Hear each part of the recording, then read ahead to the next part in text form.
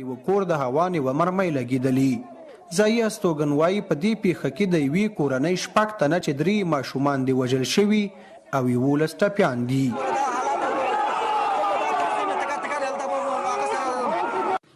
د سیمې اوسیدونکو د وژل شوو ماشومانو جسدونه د احتجاج په ډول د ولایت مقام مخې ته راوړي وه او د عدالت غوښتنه یې کوله. خپلوان وایي د هوان مرمۍ د افغان ځواکونو لخوا توغول شوي.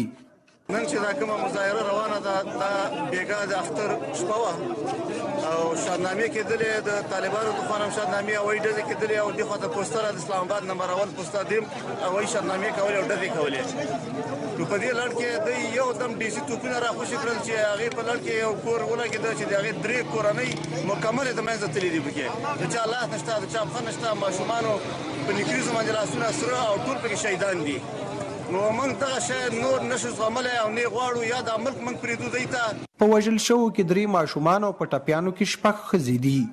ټپیان د مهترلام او جلال آباد روغتونونو ته وړل شوي چې د ځینو یې حالت خراب دی. بل خوا د لغمان د والي ویاندوایي په دې پیښه کې 6 تنه وژل شوي او 8 ټپیان دي. هغه وایي پیښې ته پلاوی ټاکل شوی تر څو معلومه کړي چې هوان چا توغولې.